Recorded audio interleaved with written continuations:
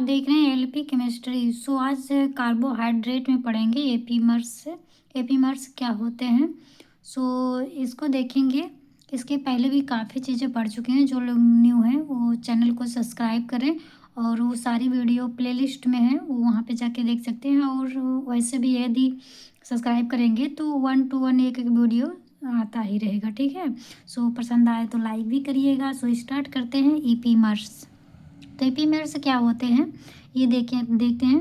Alpha and beta forms of glucose have same molecular formula.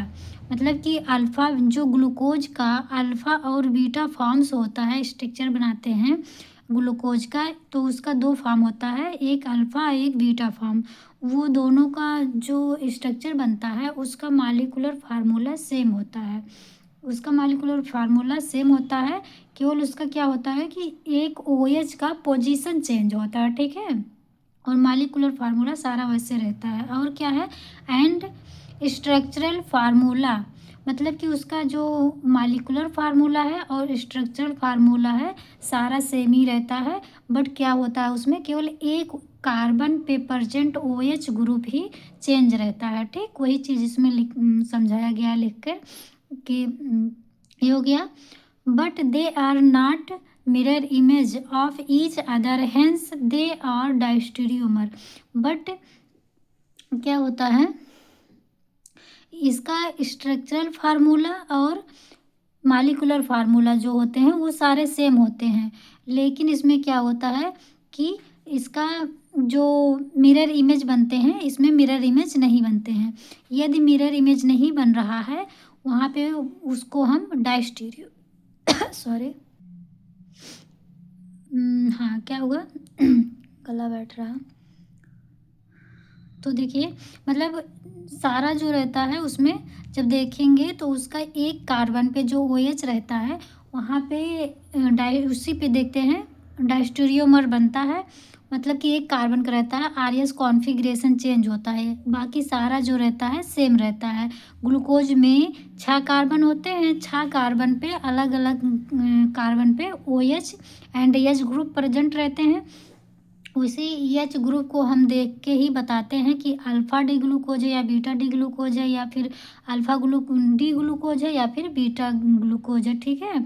तो उसमें ये बता रहा है कि उसका स्ट्रक्चर फार्मूला और मॉलिक्यूलर फार्मूला जो होता है वो सेम रहता है। और क्या होता है उसमें मिरर इमेज नहीं बनते हैं। जब मिरर इमेज नहीं बनते हैं उसी को डायस्टेरियोमर कहते हैं, ठीक है। लेकिन तो उसी में एक कार्बन प्रेजेंट रहता है जहाँ पे मिरर इमेज बनते हैं, जहाँ पे बनते हैं वही हमारा हो जाता है ईपीमर। ईपीमर क्या होता है, केवल एक कार्बन पे देखा जाता है, उस कार्बन पे कॉन्फ़िगरेशन चेंज रहता है और वहाँ पे मिरर इमेज बनता है, ठीक है। तो उसे बोलते हैं ईपीमर। बट ग्लूकोज में तो 6 कार्बन है टोटल है, तो जो डायस्टेरियोमर देखा जाता है वो टोटल को देखा जाएगा, 6 का 6 कार्बन पे पूरा टोटल मिरर इमेज बन रहा है कि नहीं। तो केवल एक कार्बन पे बनता है तो उसे हम ईपीमर बोल देते हैं। लेकिन अगर टोटल का जब देखते हैं तो एक ही का बनता है तो एक का ना लेके हम पूरा का देखते हैं तो मिरर इमेज उसमें नहीं बनता है, उसे हम डायस्टेरियोमर बोल देते हैं, ठीक है। अभी स्ट्रक्चर में अच्छे से समझ में आएगा। जैसे आगे देखते हैं, आगे क्या है, structure of alpha D glucose and beta D glucose possesses more than 1 chiral centre. मतलब जो अल्फा डी ग्लूकोज और बीटा डी ग्लूकोज होते हैं उसमें एक से अधिक कायरल सेंटर पाए जाते हैं, ठीक। उसके आगे which differ in the absolute configuration only at 1 chiral centre. मतलब उसमें एक एब्सोल्यूट कॉन्फ़िगरेशन होते हैं, एक अलग कायरल सेंटर होता है जिसे हम इस तरह से रिप्रेजेंट करते हैं। वो क्या रहता है, सच डायस्टेरियोमर आर का लिपीमर। वही जो एक अलग तरीके से कायरल कार्बन होते हैं वही, मतलब वहाँ पे अलग तरीके से, मतलब सब में मिरर इमेज नहीं बनता है और एक में बनता है। वहीं पे क्या पाया जाता है, हमारा ईपीमर्स पाया जाता है, ठीक। वो जो डायस्टेरियोमर रहता है वही हमारा ईपीमर हो जाता है। It's carbon card epimeric carbon atoms. मतलब जहाँ पे ईपीमर मिलता है जिस कार्बन पे उसे बोल देते हैं कि ईपीमर्स हैं। ओएच जो रहता है उसको देखते हैं तो वो बोलते हैं ईपीमर्स है, बट वो जो कार्बन रहता है उसे बोलते हैं ईपीमेरिक कार्बन एटम्स। इसको स्ट्रक्चर में देखते हैं, स्ट्रक्चर में और अच्छे से समझ में आएगा, ठीक है। और जो लोग अगर स्क्रीनशॉट लेना चाहते हैं तो पॉज करके ले सकते हैं। तो देखिए ये हमारा क्या है, अल्फ़ा डी ग्लूकोज एंड ये क्या है, बीटा डी ग्लूकोज। तो जो हम बोल रहे थे सारे कार्बन पर जो रहते हैं, लेकिन इसमें एक स्पेसिफिक कार्बन होता है। जैसे कि यहाँ पे देखिए इसके अगर यहाँ पे बीच से मिरर इमेज लगा दिया जाए तो इसको अगर छोड़ के यहाँ पे देखिए इस इधर एच है, इधर ओ एच है, नहीं बन रहा है मिरर इमेज।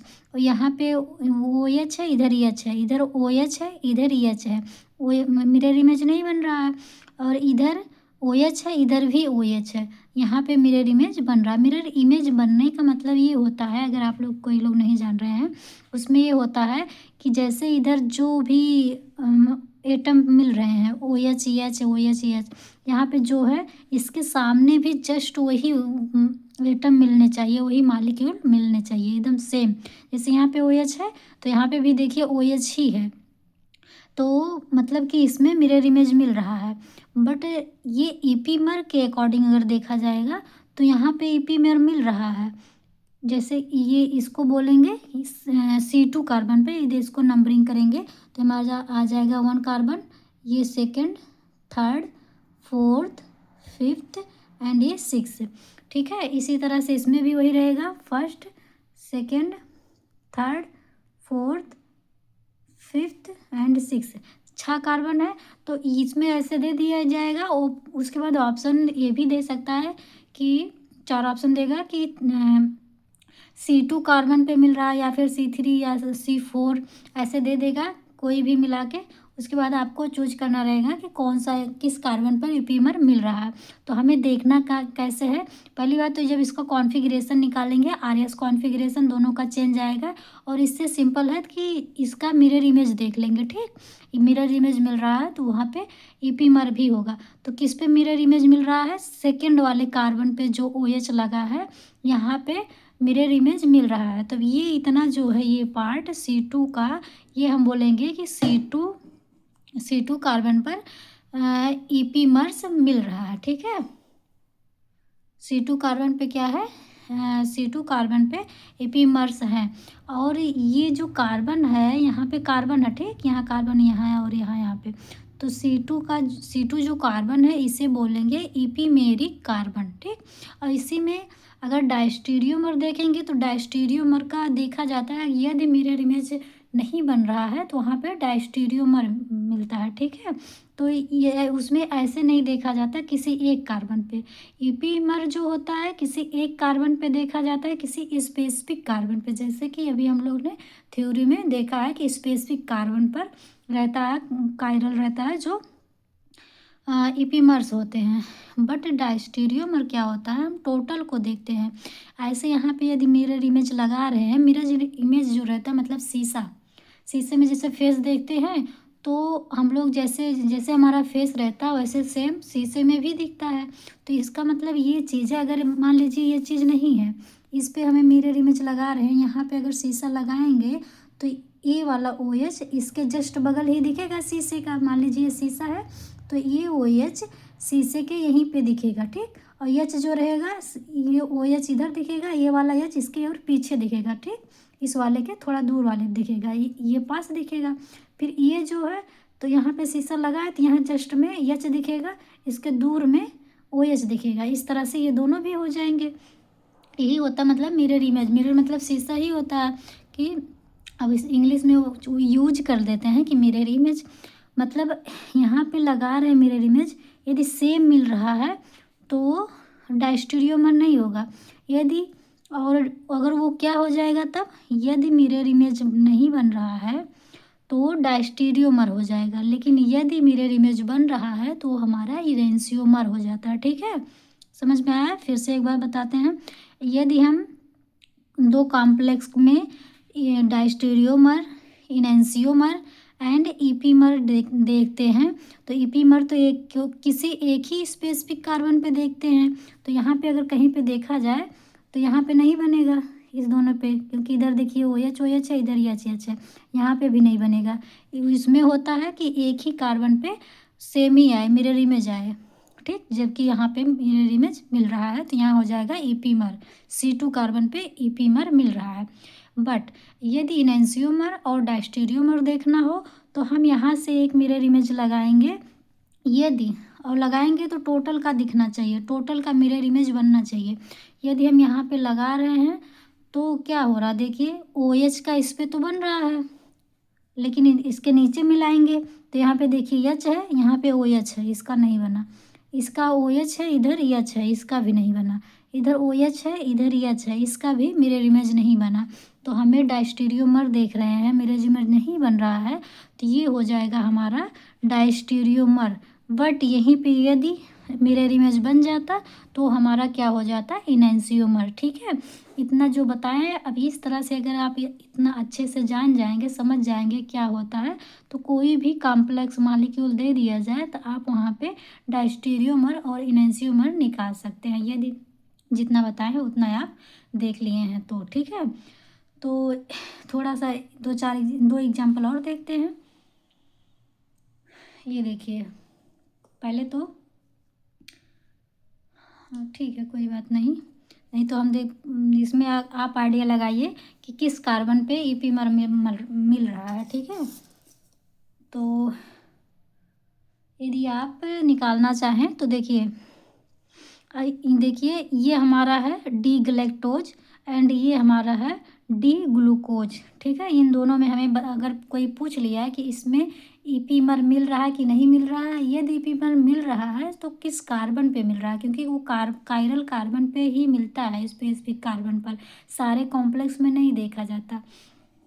तो यदि हम यहाँ पे देखें तो कैसे देखेंगे, पहले इसे मिरर इमेज लगाएंगे अपने, मतलब एक इमेजिनरी होता है, मतलब सोचेंगे कि सपोज यहाँ पे मिरर लगा दिए हैं, शीशा लगा दिए हैं, तो कहाँ पे मिरर इमेज बन रहा है, तो देखेंगे इधर तो नहीं बन रहा है, क्योंकि इधर ओ एच है, इधर एच है, नहीं बना, यहाँ पे भी ईपीमर नहीं मिलेगा। यदि यहाँ देखें, यहाँ पे भी नहीं मिलेगा, क्योंकि मिरर नहीं बन रहा है। यदि यहाँ पे देखा जाए तो देखिए यहाँ पे एच है, इधर भी एच है, मतलब यहाँ पे बन रहा है, तो ये किस कार्बन पे है, C4 पे, C4 पे। ठीक है, तो देखिए अगर इसमें पूछा कोई कि इसमें मिरर ईपीमर प्रजेंट है कि नहीं प्रजेंट है, यदि प्रजेंट है तो किस पे प्रजेंट है, तो हम तुरंत बता देंगे कि C4 कार्बन पर ईपीमर प्रजेंट है। ठीक, इस तरह से हम देखते हैं ईपीमर। तो ये हमारा आ गया C4 कार्बन पर ईपीमर प्रजेंट है। ठीक है, दूसरा देख लेते हैं एक इनैंसियोमर का एग्जाम्पल। इनैंसियोमर में देखिए यहाँ पे हम लिए हैं D mannose and L mannose. इसका देखेंगे डी मैनोज का कैसे, देखिए इसमें जो स्ट्रक्चर याद करने की बात है ना, इतना बड़ा बड़ा स्ट्रक्चर है, कुछ लोग सोचेंगे कैसे इसको याद करें, और लेकिन तो पेपर में आता भी है, ऐसे इसको छोड़ नहीं सकते, अगर छोड़ेंगे तो पास नहीं होंगे ना, तो छोड़ना नहीं है, याद करना है ये सब। ठीक है, तो याद कैसे करना, कोई उस तरह का ट्रिक नहीं है, ये स्ट्रक्चर को देख के ही याद करना है। ठीक, कैसे, जैसे ये ग्लूकोज है, ग्लूकोज को देखेंगे डी ग्लूकोज, तो इसमें डी ग्लूकोज इधर डी इस वजह से बोला जाता है, ये सब तो पहले भी बता चुके हैं। यदि राइट में इसके बगल में ओ एच राइट में है तो डी होता है, अगर यही ओ एच लेफ्ट में चला जाए तो एल ग्लूकोज हो जाएगा, अगर मैनोज है तो एल मैनोज डी मैनोज बोलेंगे, अगर ग्लूकोज है तो एल और डी ग्लूकोज बोलेंगे, कोई भी, जैसे गलेक्टोज है तो यहाँ पे देखिए ओ एच राइट में है तो इसे हम डी वर्ड यूज किए हैं कि डी गलेक्टोज है। ठीक, यही चीज़ ये अगर इधर चला जाएगा तो इसे हम बोलेंगे एल गलेक्टोज। सो हम ये याद करने का देख रहे हैं, तो ये का इसका याद किए इस तरह से, तो देखेंगे इधर दोनों ओ एच है और यहाँ पे एच फिर ओ एच, इस तरह से देख के हमें याद करना रहेगा कि जब डी ग्लूकोज का स्ट्रक्चर होता है, दो ओ एच इधर रहता है, फिर एक एच और एक ओ एच रहता है। ठीक, इधर एक का याद करेंगे तो इधर वाला जो पोर्शन है, अगर इधर ओ एच है तो इधर एच रहेगा ही रहेगा, इधर एच है तो इधर ओ एच रहेगा, एक तरफ का अपोजिट रहेगा। ठीक, वैसे देखिए मैनोज का यदि याद करना हो, मैनोज मतलब क्या, मैनेज करना, मैनेज हम तो इस तरह से ही देखे हैं कि मैनेज करना, कैसे मैनेज करना, दो को एक तरफ कर देना, दो को एक तरफ कर देना कि क्या चीज़, OH ग्रुप को, दो OH ग्रुप एक तरफ, दो OH ग्रुप एक तरफ। अगर आपको किसी और तरह से याद है तो कोई दिक्कत नहीं, आप उस तरह से याद करिए, लेकिन हमने तो ऐसे ही देखा है कि मैनोज का स्ट्रक्चर कैसे होगा, उसको मैनेज कर देंगे, दो एक तरफ दो एक तरफ, ठीक। तो देखिए OH को, दो OH इधर है, तो ऑब्वियसली अगर एक तरफ दो OH है तो उसके सेकंड साइड में एच ही रहेगा। कोई भी अगर एक तरफ एच है तो उसके दूसरी तरफ OH रहेगा, ठीक। वैसे देखिए इधर OH याद कर लिए, इधर दो एच है, तो इधर इसका अपोजिट आ जाएगा, इधर एच लगा दिया इधर OH हो जाएगा, इधर OH लगा दिया इधर एच हो जाएगा, ठीक है।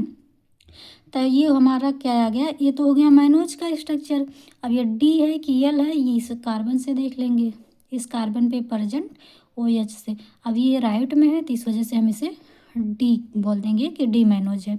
यही यदि लेफ्ट में चला जाएगा तो हमारा हो जाएगा एल मैनोज दोनों। तो देखिए यहाँ पे ये एल मैनोज इधर हो गया, मतलब ये दोनों इधर कर दिए और इसको दोनों को, इधर वाले को इधर कर दिए, तो ये हमारा आ गया एल मैनोज। बट अब यहाँ पे देख क्या रहे हैं हम, इनैंसियोमर का एग्जाम्पल देख रहे थे, तो ये देखिए इनैंसियोमर में अभी जस्ट ऊपर हम लोग पढ़े हैं कि क्या होता है इनैंसियोमर में, कि उसमें मिरर इमेज बनता है। क्या, शीशा लगाएंगे तो सारा सेम ही आएगा, ठीक है, मतलब मिरर इमेज बन रहा है। तो सपोज देखिए ये मिरर इमेज बना है, ये अगर यहाँ पे हम कोई शीशा लगा दिए इस तरह से, तो ये एच है, ये एच यहाँ पे दिखना चाहिए, ठीक है। ये एच यहाँ दिखेगा, फिर कार्बन दिखेगा, फिर सबसे लास्ट में ये OH दिखेगा। उसी तरह से यहाँ एच है तो यहाँ पे एच दिखना चाहिए, फिर ये कार्बन दिखेगा यहाँ पे, फिर OH यहाँ लास्ट में दिखेगा। सेम ऐसे ये भी यहाँ पे दिखेगा, ये दूर वाले पे दिखेगा, ठीक। इस मान लीजिए कि ये शीशा है तो उसमें ऐसे ही दिखेगा, आपको इमेजिन करना पड़ेगा, ठीक। तो देखिए यहाँ पे बन रहा है, तो मतलब शीशे में बन रहा है, तो यही ये देखा जाता है। दूसरा कंपाउंड या कॉम्प्लेक्स जो रहता है सेम वही बन रहा है कि नहीं, तो देखेंगे। तो देखिए यहाँ पे एच है, यहाँ पे भी एच है, यहाँ पे एच है, यहाँ पे भी एच है। थर्ड कार्बन पे OH, यहाँ पे भी, ओ सॉरी थर्ड नहीं है, ये फोर्थ है, first second third fourth. Fourth carbon पर OH, यहाँ पे भी देखिए फोर्थ कार्बन पे OH ही है। ये थोड़ा सा घटा बड़ा हो गया है ऊंचे नीचे, लेकिन आप लोग सीधे ही बनाइएगा। मतलब तो ये भी है कि मतलब फोर्थ कार्बन पे रहना चाहिए। अब यहाँ पे फोर्थ पे देखिए मिला है मिरर इमेज, फिफ्थ पे देखेंगे यहाँ पे भी मिरर इमेज बन रहा है, OH है, इधर भी OH है, यहाँ पे भी बन रहा है, इधर तो सेम ही है वही, यहाँ पे भी CHO दोनों ही है, ठीक। इसमें मिरर इमेज बन रहे हैं। अगर मिरर इमेज बन रहे हैं तो क्या होगा, इनैंसियोमर। अगर नहीं बन रहे हैं तो उसी का डायस्टेरियोमर कर देंगे। डायस्टेरियोमर इनैंसियोमर बहुत इंपॉर्टेंट है, ये बहुत पूछता है, ठीक है, PGT वगैरह में, और BSc के सिलेबस में है ये, BSc में भी पूछता है, BSc वाले भी इसको पढ़ सकते हैं आराम से। और जो लोग PGT की तैयारी कर रहे हैं उन लोग को तो और भी डिटेल में ये सब स्ट्रक्चर याद रहना चाहिए।